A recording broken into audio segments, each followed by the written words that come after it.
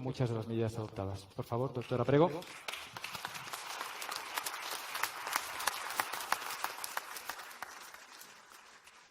Gracias. Bueno, muy rápido, porque es simplemente decir dos o tres cosas. Lo voy a enlazar también con las mascarillas. Decir que la pandemia no ha acabado porque es una determinación y una declaración que hace la OMS a nivel mundial, pero no tiene que ver con criterios médicos, que quede claro. Tiene que ver con una cuestión burocrática de extensión en países. No corresponde como la pandemia hace 10 años, por ejemplo, más de 10 años, fue en el 2009, creo que lo cambiaron un poquito antes. Hace 20 años, por ejemplo, la pandemia estaba determinada por la gravedad y número de muertos, mortalidad, como siempre se ha descrito y siempre se ha percibido, ¿no?, con las pandemias de gripe española, peste bubónica, etcétera, etcétera. Ahora solo está determinada por el número de países que la OMS describe y determina. Por tanto, la pandemia no está acabada, pero está finalizada la epidemia de contagiosidad y de mortalidad en España, según la curva epidémica de mortalidad y contagiosidad del informe número 33 del 29 de mayo del 2020, en donde se ve perfectamente que la curva epidémica de contagiosidad y de mortalidad no solo no se aplanó, sino que esa no es... Es esta, correcto, sino que, como vemos perfectamente, desapareció. El 2 de abril fue cuando realmente hubo su pico máximo, correcto, más o menos un poquito después las hospitalizaciones, y hacia el 11 de mayo, como podéis comprobar todos, pues ya prácticamente no existía, ¿no? Más o menos podemos observar que el 21 de febrero empieza a aumentar un poquito, pero bueno, 2 de marzo más o menos ya empezaba la contagiosidad y la mortalidad. Un poquito menos, las defunciones empezaron, bueno, 14 de marzo, 16 de marzo, ¿vale? Y esta es la curva de la epidemia de contagiosidad y de mortalidad, que son los criterios médicos que nosotros utilizamos para describir epidemias. O sea, la generalización y el diccionario médico así lo describe: el aumento de número inesperados de una cierta y determinada enfermedad y el aumento masivo de esa enfermedad, ¿no? Por tanto, sí, evidentemente había epidemia que se inició más o menos, pues ya digo, los datos lo ponen a finales de febrero, ¿no?, con la curva epidémica. Bien, a día 1 de mayo ya la curva había sido desaparecida, tanto de confirmados, totales, quiero decir, no había, había menos de, incluso aquí los casos diarios empiezan por 2.000, ¿no?, pero de 0 a 2.000 estáis observando todos que, bueno, estaba en niveles pues bajísimos, ¿no?, de funciones igual, a nivel generalizado, con criterios epidemiológicos. Correcto. No quiere decir que no existiera mortalidad y no existiera personas enfermas. Simplemente que a nivel epidemiológico, que justifique medidas sociales, sanitarias, que afectan a toda la población sana, no existe ese fundamento médico. Porque realmente la epidemia clínica, o sea, en base a contagiosidad y mortalidad, pues había desaparecido.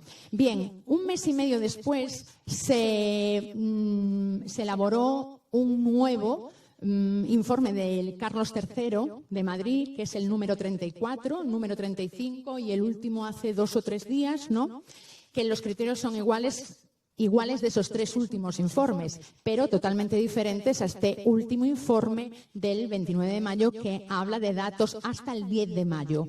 Los informes a partir del 15 de julio hasta hoy, que hicieron 3 informes, lo que habla y lo que describe, y lo dice textualmente, son curvas epidémicas según gravedad e inicio de síntomas. Bien, realmente eso es lo que describe como epidemia, cuando realmente, bueno, pues nosotros sabemos que principalmente las epidemias tienen que ver con la transmisión generalizada, masiva, de aumento en el número rápido y sorprendente de enfermos a nivel generalizado, ¿no?, y de mortalidad.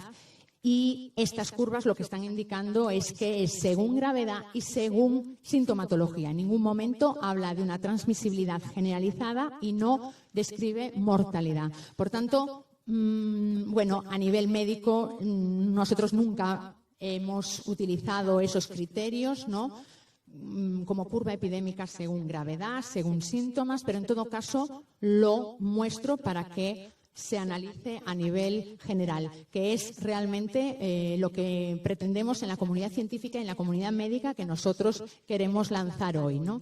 En relación a las mascarillas, y ya lo voy a vincular y así ya finalizo, en relación a las mascarillas, decir que el 6 de abril del 2020 la OMS solo consideró la obligatoriedad de mascarillas a médicos y sanitarios y pacientes. Cuidadores, evidentemente, la persona que está cuidando al enfermo en casa debe utilizar la mascarilla cuando está en contacto con ellos, pero la obligatoriedad a la población sana no está registrada.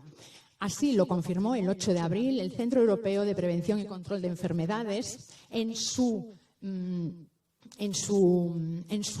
documento también, y añadió y habló de los efectos adversos de la mascarilla, ¿no? El Ministerio de Sanidad también lo había advertido en uno de sus documentos y finalmente el 5 de junio del 2020 la OMS describió los efectos dañinos del uso de las mascarillas de forma generalizada a la población sana.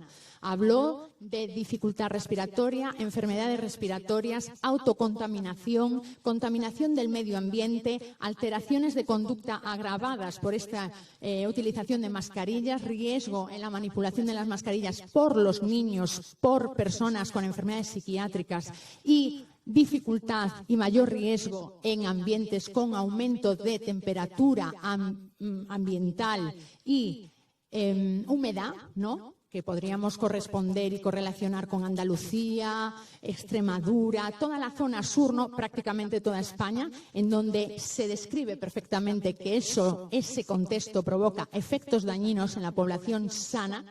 Y ese documento se firmó el 5 de junio del 2020, es un documento científico con vigencia de 2 años y se ratificó y se volvió a verificar y corroborar el hecho de que la obligatoriedad de las mascarillas, una vez más, lo habían simplemente determinado para médicos, cuidadores, sanitarios y enfermos.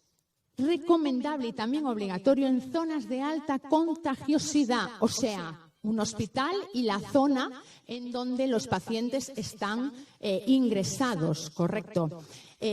Simplemente eso. Incluso ese documento habla de que en el hospital, en el ambiente hospitalario, el personal administrativo, si pudiera permanecer a 1 metro de distancia, no tendría que utilizarla, incluso en ese aspecto. Perfecto, más cosas.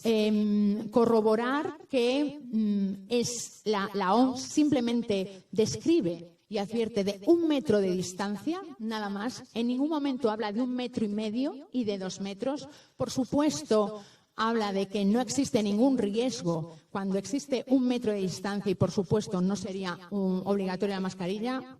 Lo dice como recomendación. Si hay 1 metro, no va a haber riesgo de contagio y de infecciosidad. Pero repito que las obligaciones, los criterios de obligatoriedad de la mascarilla se reducen y se limitan a médicos, sanitarios, cuidadores y pacientes. Bien, por tanto, prácticamente esto es lo que queremos.